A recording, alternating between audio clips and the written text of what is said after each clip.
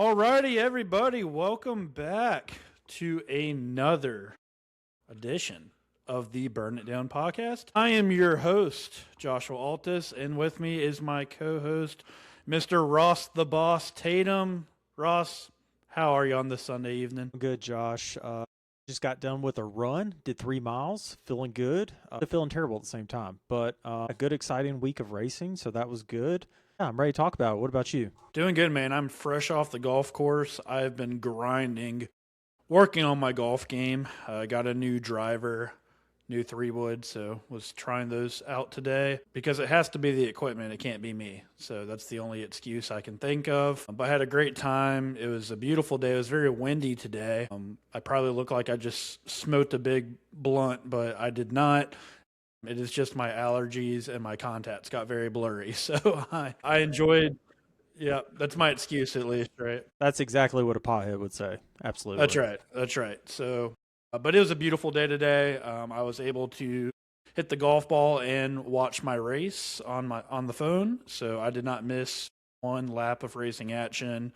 We went and got some dinner, and then I got to see the entirety of Stage 3 as well. So I'm ready to go, ready to talk some racing. I love Kansas Speedway. Myself, Rob, and Evan actually went out there last year, and I've been to pretty much all these tracks just from my time in the industry, but it's fun. It's a completely different perspective when you go as a fan and you can kind of partake in all the festivities and watch from the stands and everything. And I highly recommend Kansas. It's a great track, so I'm excited to break it down. I'd imagine it would probably be one of the better tracks to go and see in person. And judging by the crowd today, I kind of wish more people did, man. I don't want to lose the second Kansas race. Now, I'll admit it wasn't the best race today, and even yesterday wasn't the best race ever, but looks like a great track, plenty of lanes for drivers to choose from, really a driver's track. So, yeah, I'm ready to talk about it as well. Cool. Well, let's get right into it. No trucks this weekend, so we had O-Wraps in the Cup Series. So let's start with O-Wraps yesterday. Practice and qualifying was, I guess you could say, stormed out. I don't know if it was completely rained out, but I know there was a lot of storms in the area yesterday, so they went off the metric. It was Carson Quaffle who started on the pole, and man, that did not last long for Mr. Quaffle. Lap 2, I couldn't believe it. I was just a little behind, turning the TV on for the O-Wraps race yesterday. I was spending some time with my family out in the yard, and I was quickly ready to come back inside to watch the O-Wraps race. I clicked on the TV, and as soon as I turn on the TV, I see the one car literally sitting upside down on the track on lap 2. And I thought, what in the world happened? And it was just a weird situation. It looked like he got really loose, and then William kind of got into his quarter a little bit, and it was a combination of that and maybe overcorrecting a little bit. And man, it was a little scary though. I think we are so prone to seeing cars flip on super speedways where it doesn't really, at least for me, it doesn't really shake me up or, upset me at all. But it's a different feeling when you see a car upside down on a mile and a half. I don't know why. I guess because we're not used to it, and it was a pretty violent wreck. Thankfully, Carson walked away. It took a little time. Obviously, I know NASCAR has their protocol. Once the driver's okay, they take the time flipping the car back over. So I think that's probably the longest part, as a viewer or anyone else, just waiting for that car to turn back around and make sure the driver's okay. We'll get into this and break it down. I want to hear your take on that as well, but Taylor Gray wins the race with a phenomenal strategy call by Jason Radcliffe. Pretty good race overall. I really enjoyed the O-Wraps race. What'd you think of that Carson Quaffle incident and then just the race overall, Russ? Now, Kansas has been home to some gnarly wrecks, and Carson Quaffle got to take part of that, and he went flying. And like you said, I'm glad to see him okay. That was a pretty gnarly crash. Just credit to NASCAR and their safety. But yeah, I don't even know how he got so high in the air. It was almost like the wind in the area made him, fly up even higher. So that was pretty wild. As far as the race, I also thought it was actually a really good race. It seemed like drivers were on edge. They were having to drive their cars. Brandon Jones, man, he was the man to beat today or The yesterday. Kansas goat of ORAP. Kansas GOAT. Brandon Jones was dominating. And even, I mean, I don't know if you saw the lap times at the end of the race after he received that penalty. He was flying. He was hauling the mail. Yeah, he cut that lead down to, he was like 30 seconds back and he cut it down to 22. So, credit to Taylor Gray for being in the right place at the right time. Jason Ratcliffe made a great call to even jump Sheldon Creed because I believe Sheldon Creed was leading to that point. And so great call by Jason Ratcliffe. Yeah, what a race what a call by him. And just in general, just a good race for comers and goers. Tires meant a lot. So, yeah, it was a good one. Yeah, I agree. I think it was a phenomenal race, just kind of breaking down the race even furthermore. So we had that big incident right off the bat. Corey Day took advantage early, led some laps. He looked very strong again. We'll talk some more about his day here in just a minute. Lap 20, there was a competition caution since the guys did not have a chance to practice or qualify. And then Brandon Jones actually started the race, I want to say 14th. And I was kicking myself because when we were doing our sneak drafts, we were even joking because I think I took him in the one we did together. And I'm like, I sent you a little LeBron video and I said, this is Brandon Jones when we come to Kansas. And then I had a couple more opportunities to take him early. But it's just so hard to pass up on guys like William Byron and Justin Allgaier, who, Justin Allgaier is just running away with the points championship and how good that JRM cars have been recently. But I knew better. I should have just stuck to my gut and pit Brandon Jones. So Brandon Jones drives from 14th to 3rd in that opening 20 laps. And then his pit crew was phenomenal all night. Got him off pit road first to restart the first stage. And he runs away pretty much with the stage there. One other notable incident I want your take on, Austin Hill versus Jesse Love. As if things weren't spicy enough at the RCR camp right now with the Cup crew. We see Austin Hill and Jesse Love racing the absolute shit out of each other. Early in stage one, it results in Austin Hill spinning, and then I'm going to butcher it again. Williams, help me out, Ross. Call it Williams sandwich bag. No, it's sandwich Sawalich. Yeah, Sawalich. Williams Sawalich hits a spinning Austin Hill, ends Austin Hill's day, and then Austin gets out and starts complaining about his teammate racing him hard, which I found absolutely hilarious because, at least my opinion, I feel like he's the worst teammate out there. And he can do whatever he wants, and he can race people hard. But the moment anyone gives it back to him, it's just the end of the world. What was your take on that? And I'm on both sides of the fence right here. I don't think Jesse should have probably got on Austin's door like that. That's about as tight as you can drive someone at Kansas coming off a corner. Took all his air off of him, especially in those cars. That is just asking for disaster. But I kind of wish Danny Stockman would have gotten in Austin's face so Austin could have popped him one for a couple weeks ago. Jesse, had that whole incident with Rajah Caruth a couple weeks ago, and past couple weeks Jesse's caused some incidents. So, you gotta preach what you gotta do what you say and all that, whatever that stupid saying is. But man, I would have loved to seen Austin Hill beat the shit out of Danny Stockman. I ain't gonna lie. I wish something would have happened, but yeah, we're not the biggest RCR fans here for numerous reasons. So yeah, I don't know. I don't know. I don't care either way. Both those guys suck in my opinion. Yeah, I thought it was really funny when you were listening to Jesse Love's post race because I think even McMurray pointed it out.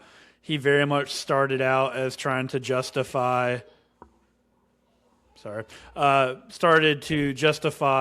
why he maybe ran him that hard. And then he quickly started backpedaling and was like, oh, I need to look at it. I haven't seen it, but I was probably in the wrong.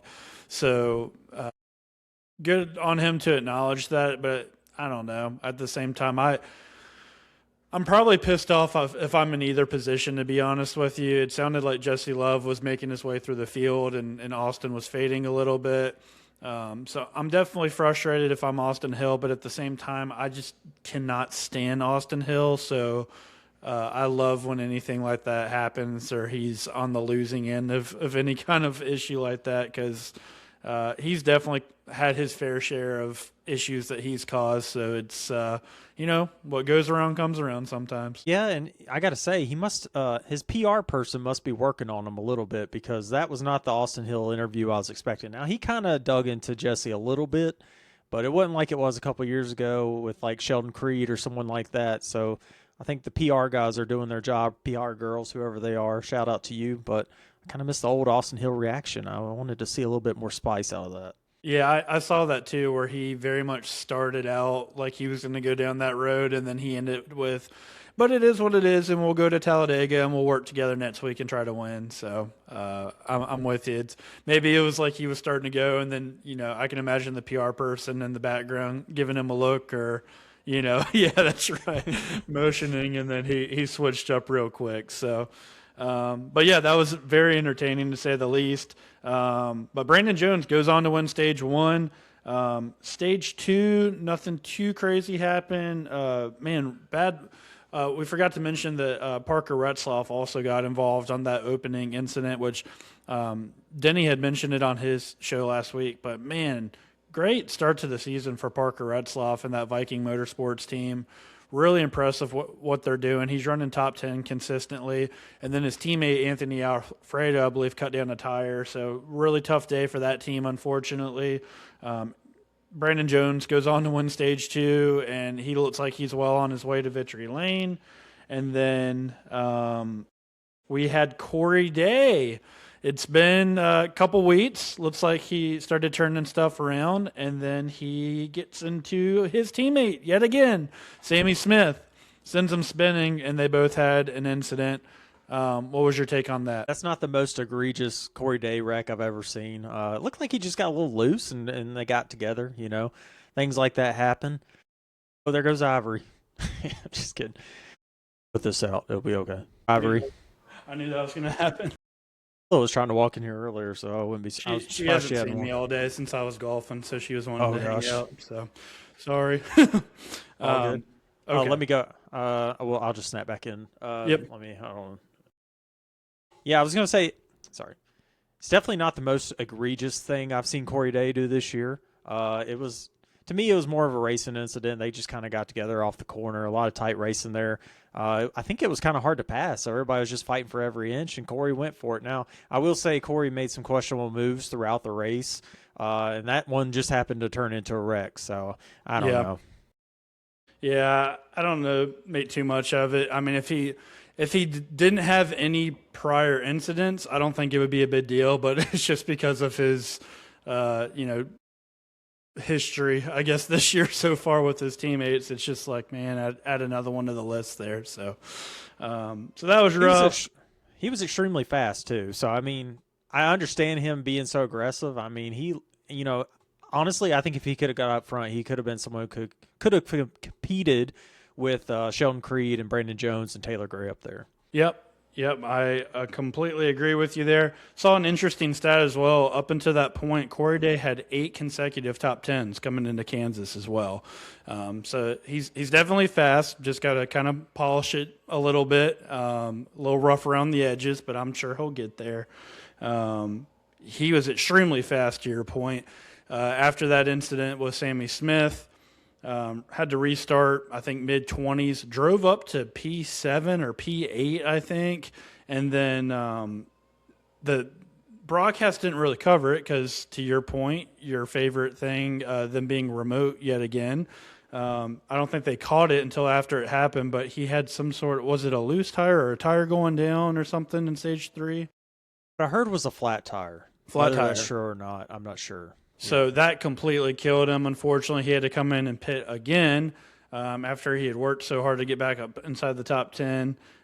Still recovered somewhat, but definitely was not the finish he probably deserved with how fast that was. It was pretty impressive seeing him run the wall, and he got in front of William as well. And yeah, he was definitely fast. So tough day for Corey Day. And then obviously probably the biggest storyline, Brandon Jones looks like he's running away with it, and then all of a sudden, uncontrolled tire on the last pit stop on the green completely unravels Brandon Jones's day. And but he was so fast, to your point, Ross, that he comes down to do a pass-through penalty under green flag, and the man still comes back and finishes P8.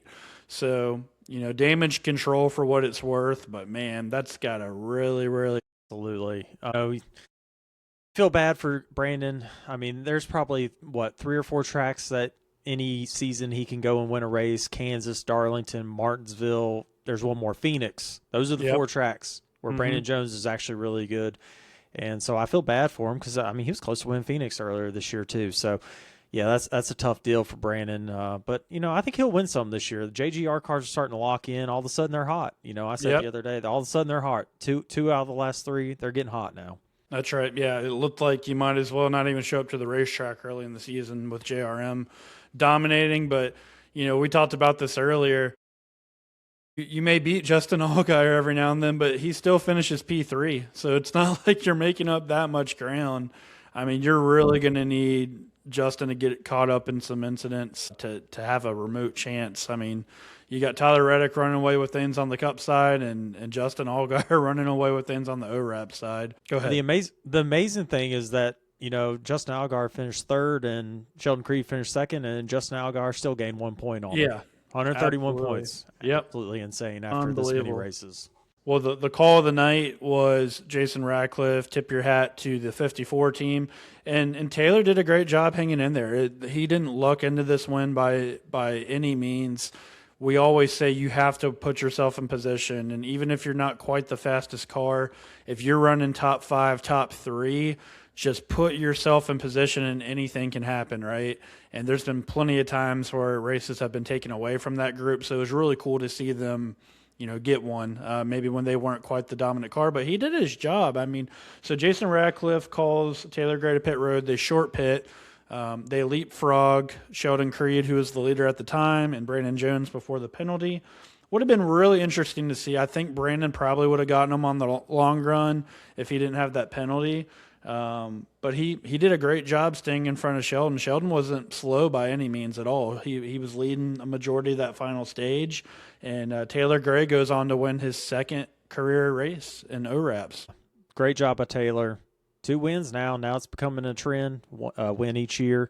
I think he's destined for more wins this year. He's been very strong at the mile and a half this season. Absolutely. Anything else notable we need to touch on for ORAPs? Gosh, I really can't think of anything. JRM continues to dominate the point standings. But I think, we're starting to have to talk about Sheldon Creed maybe being the one true contender for Justin Allgaier at this point in the season. Not for maybe the regular season, but he might be a guy that can challenge Justin in the playoffs. The Haas Factory team cars are running really well, especially Sheldon. Yeah, and I've noticed Sheldon's mentioned several times. I think he's thrilled with that switch to Chevrolet, and he brings up Hendrick Power all the time. So I know he's liking where their program is right now. You got to wonder, is Hendrick taking over RCR's Xfinity dominance?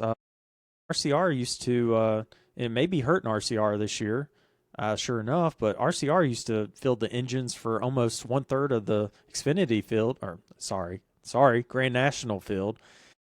Now Hendrick probably fields 1/3 of the engines for the field, so it's pretty interesting. It's been I think it's hurt RCR, as you can tell from Jesse Love and Austin Hill's performance. It's pretty interesting. We'll have to keep an eye on that throughout the season. Yeah. It will be. Well, fortunately for RCR, we are going to their playground with another super speedway race. So if we don't see the 21 and 2 up front, I'm slamming that panic button for them.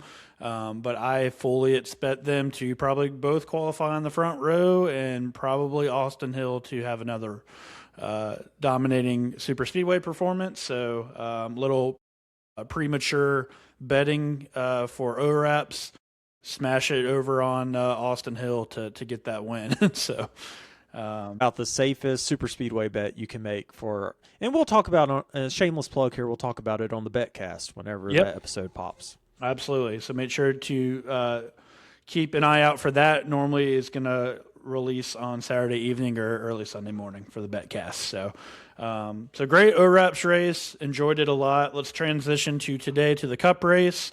We talked about it on the Betcast, and I don't want to toot our own horn too much here, Ross, but we were pretty damn spot on with a lot of our takes. Absolutely. I don't want to call us experts, but we're damn close. That's right. We're novice podcasters and expert degenerates. How about that? So absolutely, 100%. So let's recap the Cup race real quick. Not a ton of action in the Cup race. I feel like the overall race itself was pretty mid. Kind of a pattern that I think we're seeing a lot this year is the race itself is not great, but man, we got a phenomenal finish. So if you hung in there for most of the afternoon, it was well worth it at the end. I think you even said it earlier, Ross. It just seemed like whoever could get out front early could really take off. So you had Denny versus Reddick right at the very beginning. They were racing each other extremely hard, and I think that shows how important it was to get out front and get that clean air. Denny battles Reddick very hard, gets out front, and just dominates stage one, runs away with it. I feel like the only real notable thing that happened in stage one was Ryan Blaney running into AJ Allmendinger on pit road.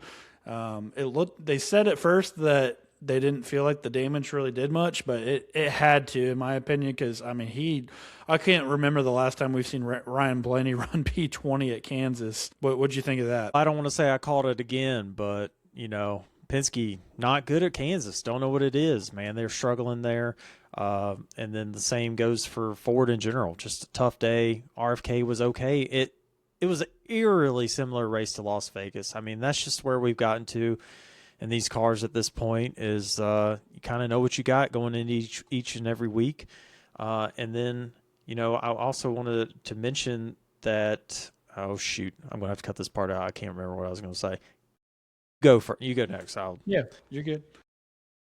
I know what I was going to say. All right, yeah, I'll cut it back in. Yeah. And it's starting to feel like Groundhog Day out here. This is 5 wins by Tyler Reddick. Just another... Their execution this year is just incredible. Unbelievable. It is. Unbelievable. Everything. And here's the thing, too. It's not like he's necessarily running away with the races that he's won. He has taken them. I'm thinking of almost every race that he's won this year. Daytona, obviously, is Daytona. He had to maneuver listen, I get you can say super speedway racing's a crapshoot and anyone can win. Yes, in some respects, but hey, it also takes a lot of skill to be in those positions and to know what to do in those situations and time your runs and make the right moves. So, starting at Daytona, Atlanta, he's missing a fender, goes back to back. He outduels SVG at Coda.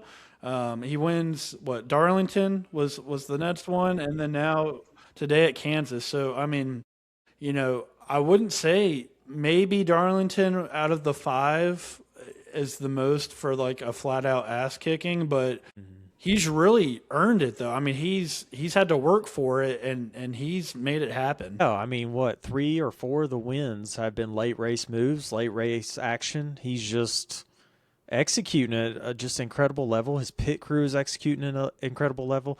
2311 was notoriously good at being fast with their pit stops, but always making mistakes. And they've honed it in this year. Both him and Bubba probably have a top 5 pit crew. Incredible job by 2311 as an organization. They definitely took that lawsuit stuff to heart and have really, it's a lot of money, man, to get out on top. And, competition going to do? And the thing is I don't even think the 2311 cars are they're not as fast as the JGR cars, but they are sure as hell executing it. They are executing, and that is what matters. So kind of going through our recap here. So Denny Hamlin does win stage 1. Kyle Larson, man, I was pumped and heartbroken all at the same time today. This is the first race really that I've felt like old Kyle Larson a little bit. But man, you can still just see the disadvantage they have to the Toyotas. But man, Larson did a great job. Gets out front at the beginning of stage 2 and runs away with it. I mean, to the point where I'm thinking, oh man, like, is this going to be it? I think this race was the race that marked it exactly 1 year since he's won a race, which is unbelievable to even fathom that Kyle Larson has not won a race in a year's time. Our defending series champion. Win stage 2 and then start of stage 3. Now it was Christopher Bell's turn. So we had Denny Hamlin, we had Kyle Larson, Reddick's kind of hanging around that top 3 to top 4 all day long, just kind of sneaking around. And then Christopher Bell looked really good. And it looked like it was going to be maybe Bell versus Reddick potentially. That's what's so aggravating about this car, right? Kyle Larson gets out front, wins the stage by 4 or 5 seconds. Yep. Next pit stop, he comes out third, and all of a sudden he's a 5th place car, and he's 8 seconds back, 10 seconds back. It's so aggravating with this car, man. Bell, he was average. He was really good, but in the grand scheme of the best cars, he was average today. He was probably a 4th or 5th place car. Put him out front, he's driving away. Now Reddick did start catching him there at the end. 45 car found an adjustment that just worked for him in that last stage. Man, if you couldn't tell the disadvantage that the Hendrick cars or the Chevys are at, it really showed those last 2 laps on that green-white checkered. Oh, my gosh. Larson was, I think you said it, he was almost a second ahead with 2 laps to go. And Reddick ran him down and just passed him on the bottom like he was standing still. Yep. It's just insane, man. The ability, the stuff that Toyota has right now is just going to be unmatched. I mean, this is going to feel like an F1 season by the end of the season, I feel like, if Chevy doesn't get it together. Because, besides Blaney at Ford, who's winning at Ford? I mean, it's going to be a Toyota heavy winners list. But the problem is, months. It's just like ORAPs, though. Like, even when you beat them, I mean, he's still cranking out top 5s and top 10s every week. So you can't make up a ton of ground. I mean, as good as Blaney has been all year and carrying the torch for Penske and for Ford, he finished, 24th today? So, I mean, you don't see Reddick and the Toyotas having days like that unless they just flat out wreck. So that's the biggest problem is even when you're not winning the race, if you're still finishing top 3, top 5, top 10, it's really hard to make up ground. I thought about this.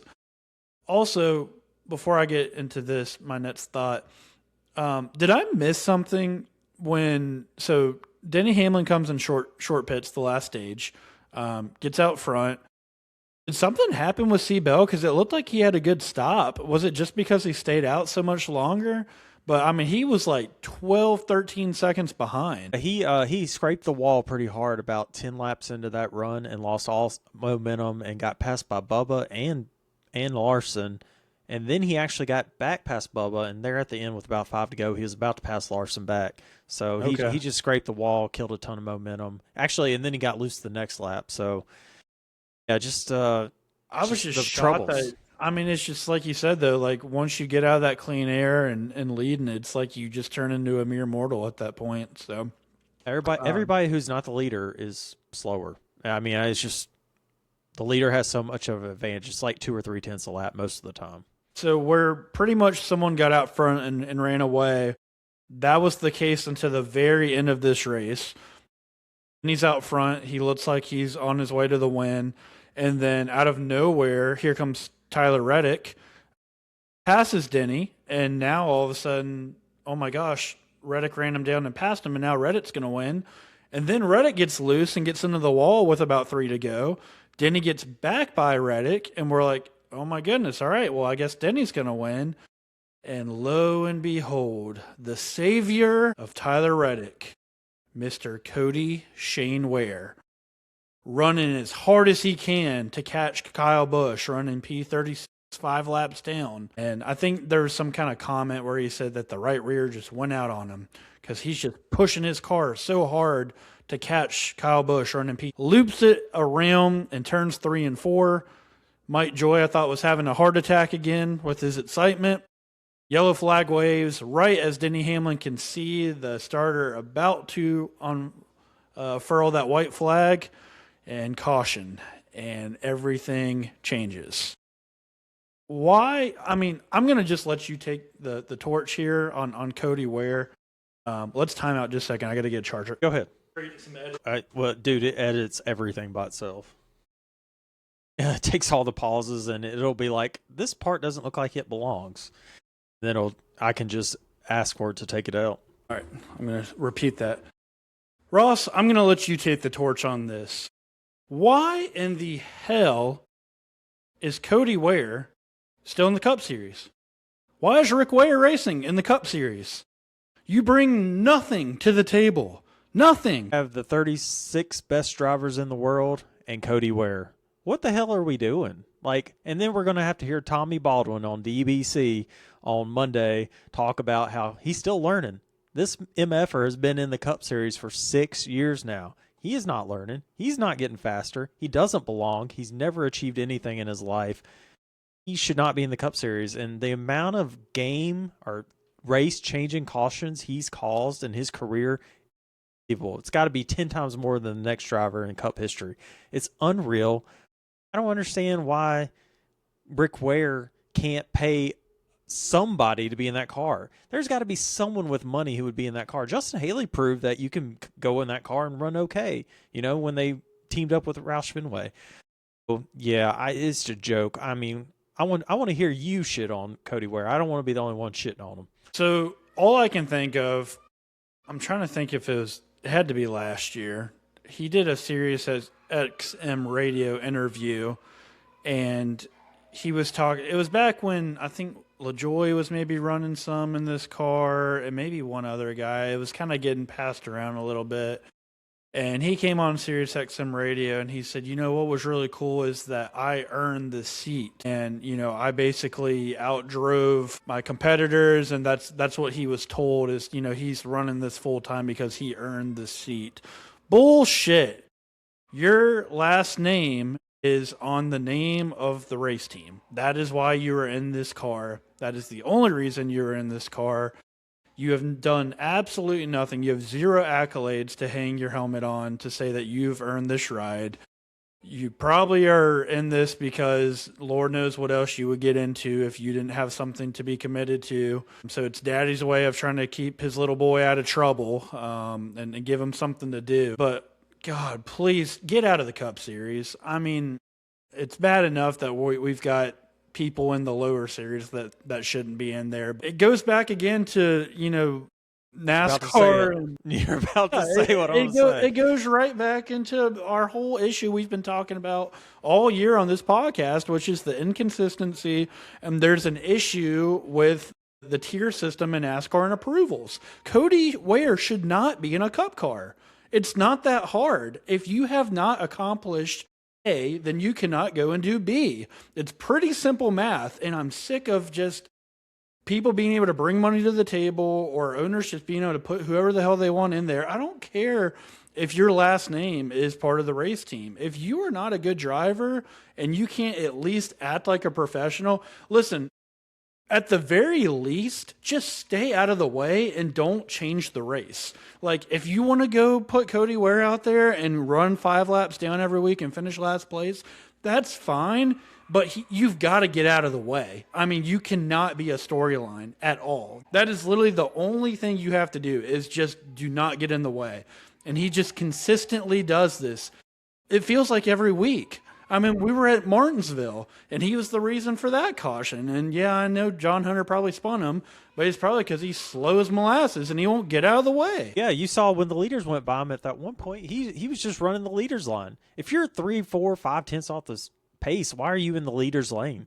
Your spotter needs to be communicating that. You need to be aware enough to know that, hey, the leaders are definitely run up top because I'm slow as shit. I probably need to be on the bottom. Just a lack of awareness by that team, a lack of care, honestly, when you think about it, to the whole series. And I'm going to say something. I'm going to give a hot take.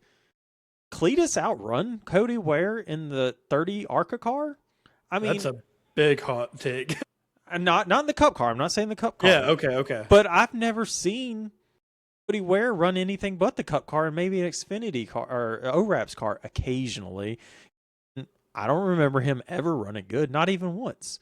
I mean, maybe this dude should go down the ARCA series. Maybe Rick Ware should spend some money and put him in like a Venturini car or something and let him try to run up front or at least see if he could sort of run up front. But I don't think he could. I think half those ARCA guys, and that's sad, I think Gio Ruggiero and those guys would kick his ass every week. I think they would too. But that would be the true telltale sign because we talk about all the time the biggest leap in the garage area is going from Saturday to Sunday. I think everyone will agree with that, right? So hypothetically, you can bring any one of these guys that runs on Sunday to Saturday, and if they are in anyewhat of a competitive car, they should either win the race or at very worst be competing for the win, right? So that I would love to actually see that. So yeah, if you think you are any good at all, if you're listening, go get in a lower tier series and go win please prove to me that you deserve somewhat to be there on Sunday, because as of right now, you are just wasting a seat for someone else. And I mean, truly, I don't care if you run last every week, but you got to stay out of the way. I mean, that's just the very bare minimum, and you can't even do that. And you can say, oh, it was my tire, my car. Okay, I get you're in a shit box. I truly do. But who was it? Justin Haley not that long ago that got in this car and looked like a freaking superstar, where he was running like top 10 and top 15 in this car. So it cannot be all the car. It's kind of the same thing with Kyle Busch in his situation right now. Yeah, I get that car is awful, but I mean, at one point, Ross, Kyle Busch was running dead last today. He was behind Cody Ware with like 20 or 30 laps to go. So don't even get me started on that topic, but yeah, I don't know, man. It's very frustrating. I can't imagine how pissed off Denny Hamlin is right now. You can literally see the white flag and you lose a race because you've got morons like that shouldn't even be out there. I don't want to tell you who Rick Ware's affiliated with this year, but it's RCR. So just terrible business decision. There you go.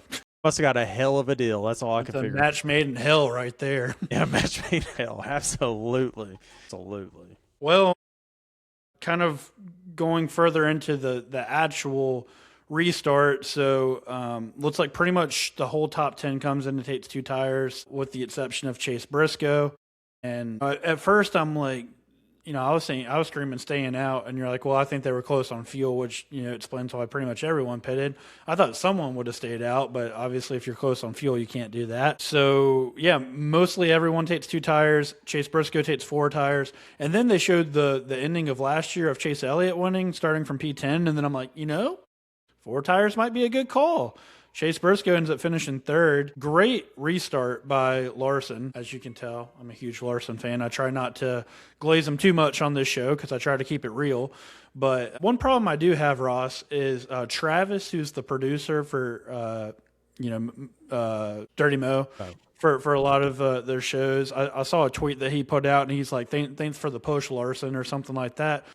Travis, why the hell would Larson push Denny on that last restart? He did exactly what he was supposed to do. He laid back just a little bit. He got a push from behind. He got a big run, and he dropped down the apron, made it 3 wide. Executed beautifully, by the way. He actually got the lead coming off of 2. And then it looked like Reddick got into Bell, which, man, that sucks for C-Bell. C-Bell ran top 5 all day and finishes, or worse, because Reddick got into him there.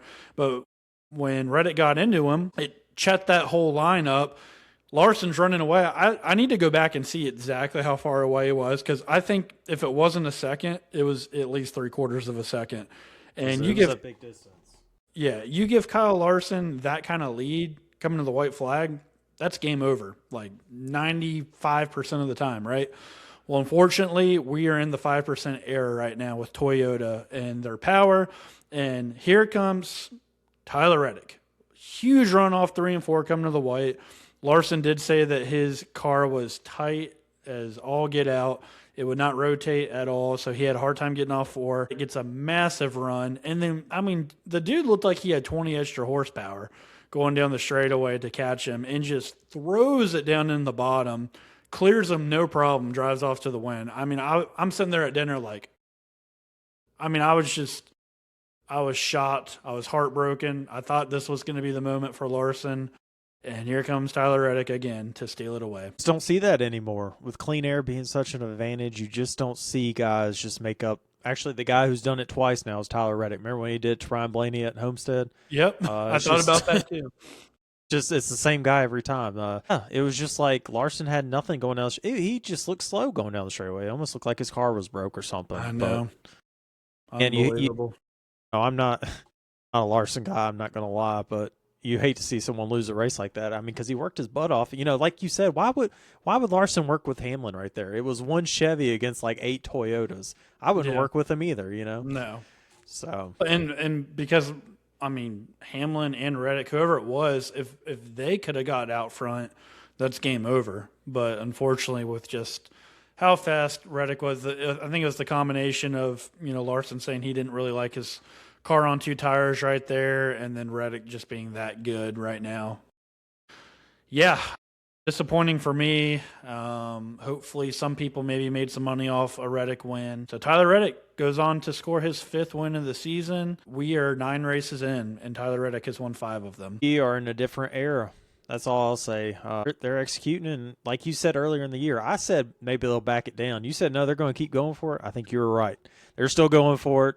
Yeah. If anything, they're just going to keep turning up the wick. Now, I mean, honestly, is there any advantage to winning all these races and getting this huge points lead this year? I don't think there is. There. So I started thinking about it now, and I'm trying. I think I saw this on social media where it's like someone's like, "So what happens when Tyler Reddick, wins the regular season championship by 200 plus points, has a 25-point advantage, and then goes and has 2 wrecks to start the chase?" So I don't know. It's yet to be seen. The format seems to be working so far, but we have yet to see the most important part, which is that final 10 race stretch. Oh, and you think about some of the tracks in the final 10 races. It's like Gateway and I'm trying to think. Great Gateway. That's about the only track I see that he would struggle at. So yeah, he might be in the driver's seat for this season because he's got a lot of tracks he's really good at in that final 10 races. So I was thinking about this earlier too. With Tyler Reddick winning and Denny Hamlin not, that's a 30-plus point swing because of the 15 bonus points you get for winning, where Denny's chopping into that points lead, and then all of a sudden 30-point swing just like that with Reddick winning again. Yeah, I mean, I said it early on, man. I know I started kind of backing off just a little bit with Ryan Blaney. But yeah, I don't see how he loses this regular season championship right now unless he's going to have several DNFs to make it interesting. Neither, and to tell you how good 2311 cars were today, Riley Herbst finished 14th and was running top 12 most of the race. Corey Haim, they brought a 4th car, and Corey Haim finished 15th. He was running top 13, 14 the whole race too. So the speed that they have right now is unreal. The execution, like we said earlier. We're in a Toyota world, and we're just going to have to suffer through it for a little while, I think. We might get some relief this week at Talladega. Anything can happen at Talladega, that's for sure. So, but when you think of Talladega now with these new stages, this pit crew is going to win the race because there's not going to be a whole lot of passing at the end of the race. So we'll get to that later in the week, but yeah. Absolutely. So anything else to put a bow on this race before we go over our picks and everything? I guess I should have shouted out RFK more. Brad ran a really good race. Chris Buescher was constantly top 10. Ron Priest was right there. If you listen to our betcast, we made some good picks. We basically said all the RFK cars were looking at top 10s. And then, we were heavy on the Toyotas. So, great job of them. Alex Bowman ran a really good, consistent, clean race today. Got up in the top 10 at one point and then kind of faded at the end of the race. And then I want to shout out two other guys. Todd Gilliland and Austin Dillon both had solid days. You see, and this is what we talked about last week, Kyle Busch running like shit, running terrible, but his teammate is putting in respectable runs. So is it Kyle or is it the car? It's a little bit of both, but I think Kyle's a bigger problem. Yeah, it's definitely both, but I think you knock. I mean, Kyle's confidence at this point is so much in the toilet at this point that you got to be mentally strong. And Yeah, and honestly, you know, I started thinking about it and I'm like, I don't think Kyle Busch has ever faced this kind of adversity ever in his career before because he's always been in fantastic stuff. He's always won. And I just can't imagine how hard that is when you're used to winning for as long as he is, being as good as he is, being deemed the GOAT by probably, you know, a lot of people. And then all of a sudden you turn into this. I mean, I can't imagine the pressure he's under. So I don't know what the answer is right now, but they are in big trouble, and they got to figure something out quick. Hey, I don't want to pile on Kyle Busch, but you know he did this to himself. You know, JGR offered him a deal, and he didn't take it. And from what I heard, it was $8 million, which would be way more than most drivers make. Now it's not Kyle Busch money, but he was offered a deal. And say whatever you want to about Denny Hamlin, he was always smart enough to take the deal. Kyle didn't. This is on Kyle. You should know. You've had 30+ years of experience with RCR to know that they're inconsistent as hell. Some years they might hit it, but most of the time they're off. You know, is Kyle Busch as good as Kevin Harvick at this point? I don't know. Kevin Harvick could lead that team. Kyle Busch not showing up to be a leader right now, in my opinion. Yep. Another notable tough results today. Joey Logano, P30 at Kansas today. Really rough day. Obviously, we talked about Ryan Blaney, P24. Shout out, though, to Austin Cindric. We talked about him, staying away from him. He actually made his way up to P12. So he was the lead Penske guy today in P12.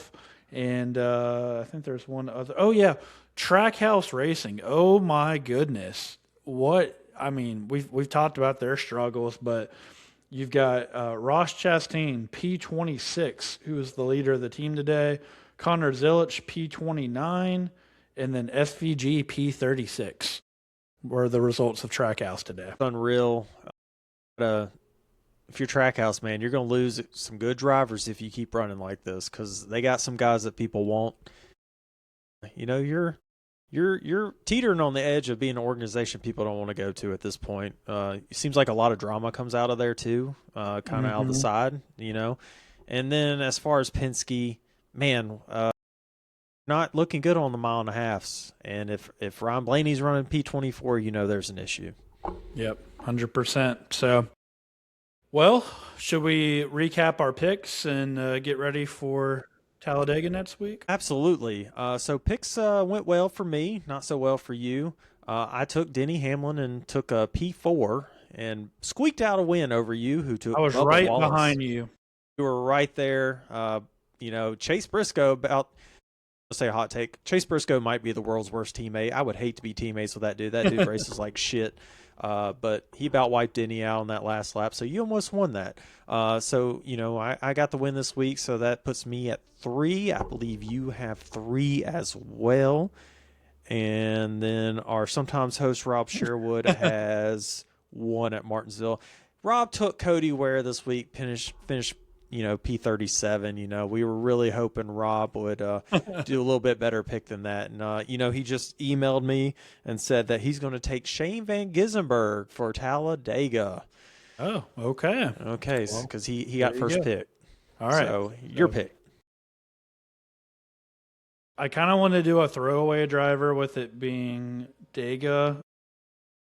Wait, I'm going to say a driver. Can you see my picks? Because I don't have my list. My previous picks. Yep, I can see it. All right, I'm gonna say a driver, and then you just tell me if I've already used them because I might have. I can't remember. Have I used Michael McDowell? Have. Okay, I thought that might be the case. Okay, let me think for a second here. Let me send this to you real quick. Yeah, if you don't mind. Been marked off Logano and Bubba. Okay. On there. All right, I got one because I don't know where else I would use this guy. Give me Ricky Stenhouse. Ricky Stenhouse, and that is exactly who I was going to pick. So, damn you, Josh. Okay. Good. I am going to take.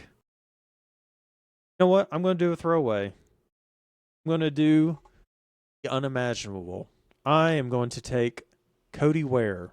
We're just hoping to survive I swear, this week if at I get beat Talladega. by Cody Ware this week after the amount of shit that I just talked on him, that one's gonna hurt. So, Ricky, I'm the biggest Cody Ware fan there is.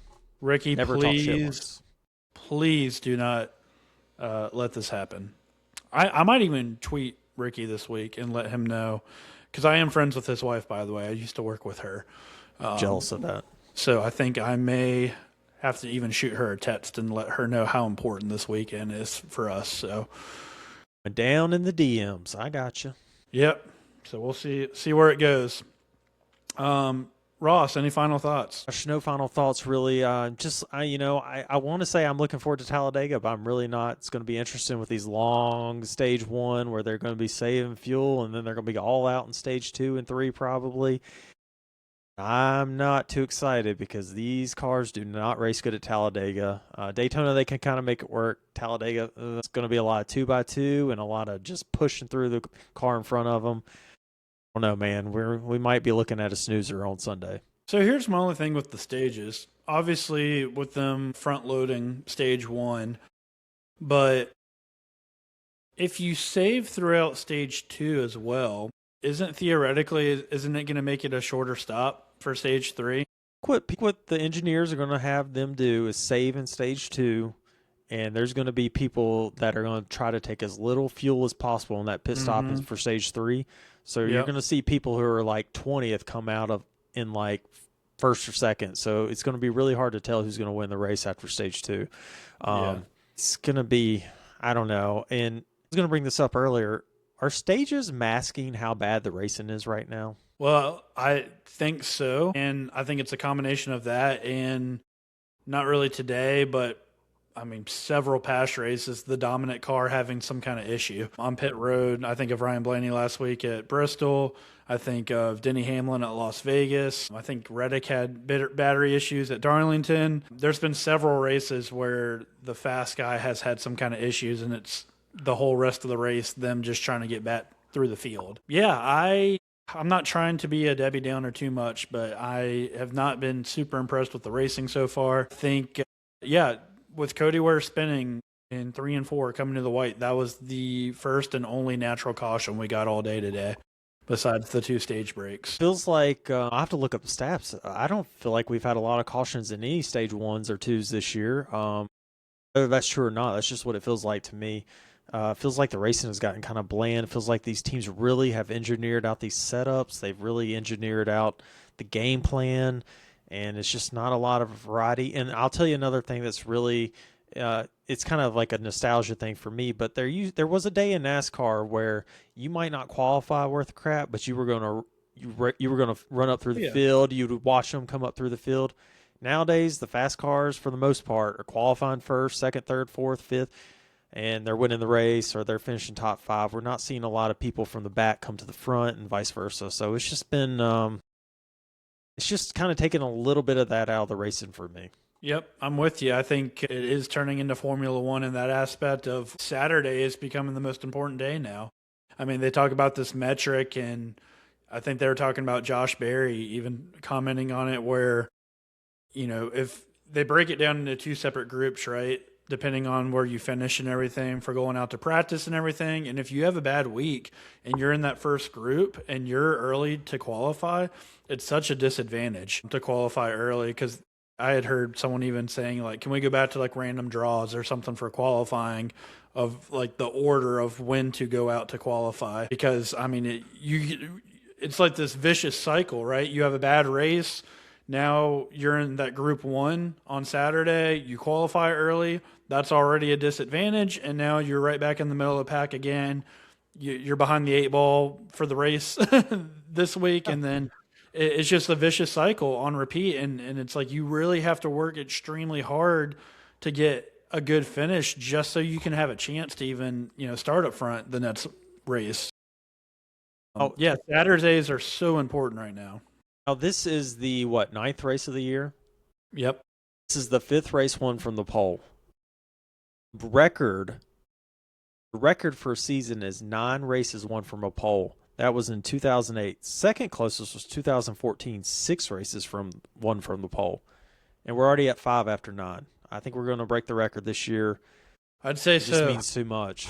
Yeah, that's not a good sign, man. We need these cars to be able to pass, and we really don't. I mean, it sounds bad, but we don't need the best car winning the pole every week. Why can't we just run an ORAPS car and put a bigger motor in it? Oh, and I'm going to say something controversial, but I don't see the ORAPS car being around much longer just because the manufacturers don't want to put the money into it. It doesn't serve a purpose, really.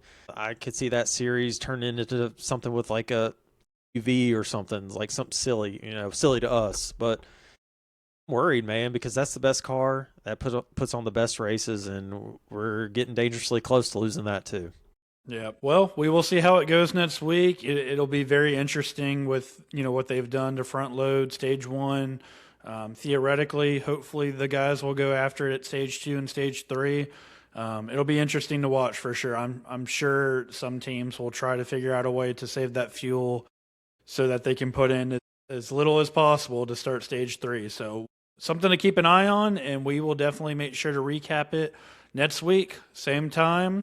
And until then, thank you guys for watching another episode of the Burn It Down podcast. Stay tuned as well for a special episode of our BetCast coming out on Saturday. Thank you, guys. Guys.